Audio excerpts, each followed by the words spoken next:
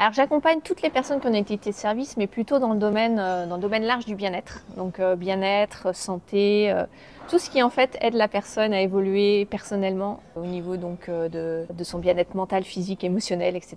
J'aime bien en fait accompagner des gens qui ont une vision, une envie d'impacter, de changer des choses dans leur monde, ensuite leurs clients. C'est activité de service au sens large, des coachs, des thérapeutes, des professionnels dans le domaine du bien-être. Tous ceux qui sont dans la relation d'aide ou qui ont une possibilité d'accompagner les autres, ou aussi qui ont des produits, mais qui sont liés à un mieux-être d'une personne. C'est quoi ton approche et qu'est-ce qui te différencie? C'est une approche par les valeurs. En gros, on va toujours commencer par s'intéresser à la personne, à ce qu'elle veut incarner, à ce qu'elle veut diffuser dans le monde, à son message, à sa marque en fait. Qu'est-ce qu'elle veut transmettre comme message. Ça demande de faire d'abord une introspection, donc de creuser un peu tout ça, quelle est ma vision, quel est mon pourquoi, quelle est ma mission, qu'est-ce que j'ai envie de promettre ou voilà, quelles sont mes croyances, tout ça, tout ce que j'ai envie d'incarner en fait. Donc c'est qui je suis et comment je transmets plus de moi dans mon entreprise. Et quand on fait ça, en fait, ça change la donne vraiment dans tout, dans ses offres, dans sa communication, dans la façon dont on va recentrer les choses aussi pour être un peu plus aligné, c'est-à-dire mon essence, elle se ressent dans ce que je transmets. Et comme on est dans l'accompagnement humain, dans une activité de service, ben, c'est super important. Et ça va faire un élément de différenciation super important, bien plus singulier et important que tout ce qu'on peut imaginer quand on fait des choses sur l'extérieur. Oui, on peut se différencier par son offre, qui va avoir des éléments uniques dedans. Oui, on peut se différencier par la façon dont on va interagir avec nos clients ou ce qu'on va leur livrer ou les formats. Mais quand ça vient de soi et qu'on met de toutes ces parts de soi et ces facettes dedans, bah, ça change tout dans la puissance et dans ce qu'on va diffuser. Et surtout, on a toujours des idées sur ce qu'on va dire. Si on ne fait pas ce travail d'introspection, en fait, souvent on est à sec sur l'inspiration, ce qu'on a envie d'écrire dans nos communications, dans nos messages, dans nos publications. Alors que là, au contraire, on est toujours inspiré. Tu utilises souvent le mot magnétique. Qu'est-ce que ça veut dire? Bah, magnétique, c'est rien de perché, même si j'adore la spiritualité, etc., mais c'est rien d'ésotérique. Hein. Tout simplement, tu prends un aimant, un aimant, il va attirer certaines matières et repousser. Et donc, bah, la même chose dans notre communication, si on appelle ça la polarisation, c'est-à-dire le fait d'attirer ou de repousser certaines personnes. Quand notre communication elle est magnétique, ça veut dire qu'on va attirer certaines personnes à nous. Et on va les attirer comment? C'est parce qu'on partage nos valeurs et que ces personnes, elles ont souvent les mêmes valeurs que nous, ou elles résonnent avec les valeurs qu'on partage. Et donc, soit on peut devenir magnétique pour attirer des choses qu'on ne veut pas, d'accord? Et c'est parce qu'on prend un positionnement qui n'est pas qui on est au fond. Et donc là, il va y avoir une espèce de décalage, et c'est souvent comme ça qu'on a parfois des gens qui viennent à nous et on n'a pas forcément envie de travailler avec eux, ou il y a quelque chose qui est pas fluide. Et à l'inverse, quand la communication est magnétique et qu'elle parle de soi, ben, on attire des gens naturellement à soi, on parle déjà naturellement de nos offres, on parle naturellement de ce qu'on fait, et la personne elle va se sentir en résonance avec ça. Moi j'ai déjà des clientes qui m'ont dit, quand tu partages tes valeurs, authenticité, simplicité, moi je me reconnais là-dedans, et donc j'ai envie d'aller vers ça aussi. Et donc on fédère plus facilement quand on est magnétique. Justement, tu parlais de valeurs. Pourquoi c'est si important cette approche par les valeurs? Tiens, donne-moi un exemple de toi, de valeurs que tu as pour ton entreprise. Simplicité. Voilà, la simplicité. Donc si tu as fait ce travail et que tu sais que la simplicité, c'est une de tes valeurs de ta marque. Toi, tu crées des sites internet. Donc, ceux qui créent des sites internet, s'ils font des choses très, très complexes, avec des sites très, très poussés techniquement, où il y a beaucoup d'images dans tous les sens, etc. Alors, ça peut être un besoin d'un client, mais toi, si ça ne te correspond pas, si tu as envie justement de rendre cette technique accessible et simple pour les gens, et que tu fais quelque chose de complètement alambiqué qui va à l'inverse de cette valeur que tu as intrinsèquement, bah forcément, il va y avoir quelque chose qui n'est pas congruent, qui n'est pas aligné. Et tout simplement, tu vas moins vendre. Et tu vas pas te sentir à l'aise, tu vas pas comprendre pourquoi, mais tu n'as pas envie de le faire, tu te pousses à faire les choses. Et c'est ça, en fait, quand on a des valeurs qu'on incarne. Moi, j'ai une valeur fun, par exemple. Si je fais un truc où je m'amuse pas quand je le fais, ou en tout cas, c'est un truc que j'ai envie de transmettre aussi, qu'on peut s'amuser en faisant ce qu'on fait. On peut passer du temps sur son activité, mais on peut voilà, vraiment y prendre du plaisir et s'amuser, et mettre de l'humour, mettre des choses pour faciliter un petit peu les apprentissages aussi, tout ça. Ça, c'est une valeur qu'on peut, si je l'incarne et à travers tout ce que je fais, ou à travers la façon dont j'enseigne les choses aux clients, ou la façon dont on interagit, ou même quand on travaille ensemble, etc. Là, je me sens dans mon élément, je me sens moi-même en fait. Si par contre, j'ai pas cette valeur, que c'est hyper sérieux tout le temps et que c'est hyper laborieux, etc. Moi, je vais pas m'éclater. Ça va se sentir dans mon énergie Et je vais attirer beaucoup moins facilement des gens qui viendraient vers moi s'il y avait cette valeur que j'incarne, quoi. Un autre de tes sujets favoris, c'est le copywriting. C'est quoi exactement? Alors le copywriting, c'est une de mes passions. Je ne l'ai pas cité au départ, mais je passe beaucoup de temps aussi à me former là-dessus ou à me lire beaucoup de choses. Le copywriting, c'est l'art d'écrire des messages qui sont inspirants et impactants, qui aident les gens finalement à passer à l'action, à avoir confiance, à des messages qui captent l'attention déjà et puis qui permettent ensuite d'accompagner vers nos offres en fait. Et oui, c'est hyper puissant. En fait, s'il y a une des compétences ou une compétence qu'on devrait maîtriser tout entrepreneur, je pense que c'est celle-ci.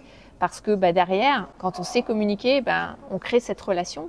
Finalement, pour vendre, qu'est-ce qu'il faut? Il faut créer la confiance. Et la confiance, elle se génère comment? Elle se génère parce qu'on a créé une relation avec quelqu'un. Si je rencontre quelqu'un dans une relation amoureuse et que je veux tout de suite demander cette personne en mariage, elle va me regarder un peu bizarrement, ou je lui demande d'avoir un bébé tout de suite, tu vois, il va fuir, quoi, le gars. Et c'est normal. Et dans la relation avec les clients, c'est la même chose. Si tout de suite, vous dites « achetez mon produit, achetez mon produit, achetez mon produit », certains seront prêts à l'acheter tout de suite parce que peut-être ils ont vraiment besoin de résoudre ce problème qu'ils ont tout de suite et ils ont vu que très très rapidement que notre produit, notre service, il permettait de faire ça. Mais la majorité des gens, non, c'est pas le cas. Donc, il va falloir créer la relation. Il va falloir que je leur montre que je vais pouvoir les aider. Donc, je leur montre quelle est leur problématique, en quoi il y a une solution à leur problème. Et que je les aide finalement à avoir cette confiance dans ma solution, confiance en ce que je propose, confiance en moi aussi, qu'ils me connaissent.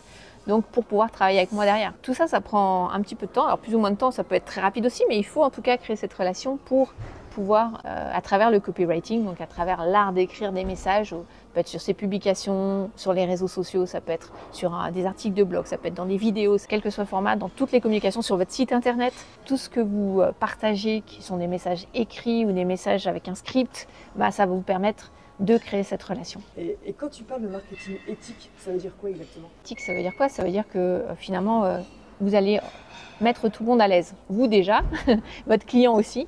Et donc, quand je parle de marketing éthique, c'est en opposition avec ce que je vois souvent qui me hérisse le poil. Hein. C'est ce que j'appelle, moi, des coachs ventilos. Donc, les coachs ventilos, c'est toutes ces personnes qui vendent un peu du vent, qui vont faire une promesse, qui ne tiennent pas derrière ou qui vont utiliser des techniques de marketing. Pourtant, moi, j'adore le marketing, hein, mais des techniques un peu manipulatrices pour faire quelque chose à quelqu'un contre un peu son gré. Soit c'est fait avec des gros sabots et on le voit assez vite, mais on arrive quand même à se faire avoir. Soit c'est fait de manière plus subtile et c'est encore plus pernicieux, mais ça met la personne en face un petit peu, ça la pousse dans ses retranchements et ça l'oblige à faire des choses qu'elle n'a pas envie de faire. Et ça, pour moi, c'est pas ok en fait. J'en ai moi-même été victime alors que je connais le marketing, tu vois, mais il y en a qui sont très forts. Hein.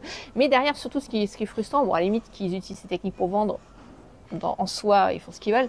Mais derrière, quand il n'y a pas les ressources qui sont là pour le client, pour pouvoir transformer les choses, c'est un peu frustrant. Et c'est comme ça qu'on se retrouve derrière avec des gens qui ont investi tous leurs sous dans une formation et après, il y a une forme de méfiance et ça dénigre en fait la profession de marketeur. Alors que pour moi, le marketing, c'est hyper passionnant et c'est comment j'aide à mettre en lumière quelqu'un ou une activité ou un service qui est génial.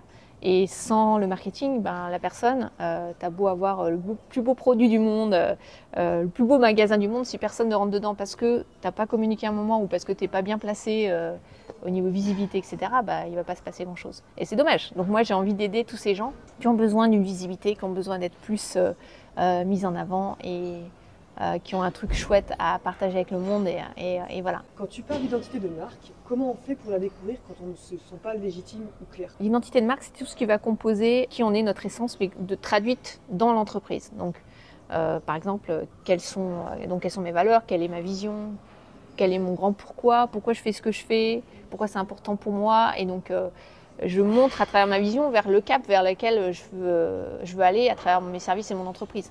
Et donc, si je partage ça avec mon audience et mes clients, là, je vais pouvoir les fédérer autour de ces mêmes valeurs et ils vont m'aider à construire cette vision, à le faire ensemble en fait. Et donc l'identité de marque, c'est hyper important et on souvent sous-estime le poids de ça dans son entreprise. On devrait tous commencer par là quand on a une entreprise, même qu'on soit au début ou qu'on soit déjà avancé. En fait, si vous n'avez pas fait ce travail sur votre identité de marque, c'est-à-dire de la définir, en fait, vous en avez une par défaut. À partir du moment où vous communiquez sur un réseau ou vous diffusez quelque chose de vous, sur un site internet ou autre, vous avez une identité de marque. Sauf que parfois elle ne correspond pas à ce que vous avez envie de dire. Parfois, moi j'ai des clientes des fois qui m'ont dit « Ah mais je me sens en décalage entre ce que j'exprime et ce que j'ai vraiment au fond, en fait, je sens que j'arrive pas à le dire de la bonne façon. » C'est l'identité de marque qui permet de faire ça, de communiquer cette essence et qui on est avec toutes ces façades. Et super, super important. Et pour toi, c'est quoi une journée type?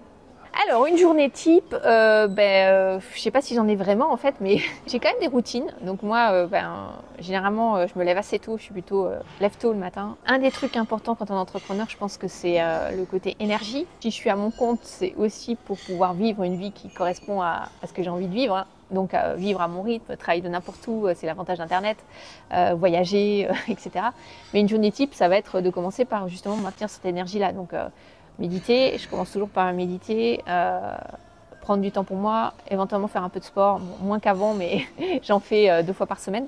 Une fois que j'ai fait ça, seulement je vais commencer à travailler et pas avant 9h, 9h30, en tout cas avec des appels clients. Ce que j'aime bien faire, c'est au moins une fois par semaine revoir un petit peu, revisiter est-ce que c'est bien en phase ce que je suis en train de faire, ce que je suis en train de mettre en place avec le cap que je me suis fixé. Et sinon, le reste de la semaine, c'est travailler sur les projets, avancer sur la vision, etc.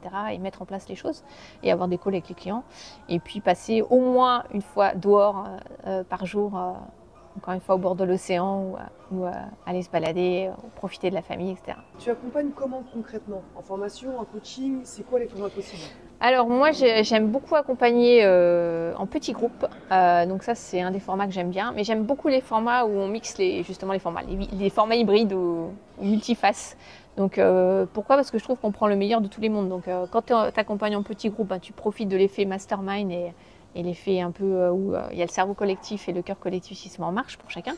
Il y a du soutien, etc. Quand tu accompagnes avec des vidéos et des choses que les gens peuvent regarder chez eux, là aussi, ça permet d'avoir de l'autonomie et les gens peuvent regarder tranquille dans leur canapé et faire leurs exercices à leur rythme. Et puis, un peu d'individuel aussi, ça peut être sympa. Mais c'est vrai que je privilégie surtout les formats où les gens sont autonomes et où on a l'effet du groupe qui joue parce que c'est hyper puissant. Interview et je me dis j'aimerais bien aller plus loin avec elle, je fais quoi? La première chose que je vais t'inviter à faire, c'est à rejoindre la newsletter. Donc il y a plusieurs cadeaux en téléchargement gratuit sur mon site cecilamiel.com. Donc il y a notamment un plan en 5 jours pour attirer les prochains clients, même si tu n'as pas encore d'audience. Donc simplement rejoindre ma newsletter. Là j'y partage beaucoup de contenu de valeur qui permet avec des astuces et conseils pour transformer son activité et notamment mettre en place tout ce travail au niveau de la marque notamment, qui est vraiment un game changer qui change la vie des gens et qui change les performances ou plutôt les résultats qu'ils vont avoir avec leur entreprise. Donc première chose, c'est ça. Et une question surprise, si ton activité était un paysage, ce serait quoi? Alors, si mon activité était un paysage, j'oscille entre l'océan et le bois ou la clairière.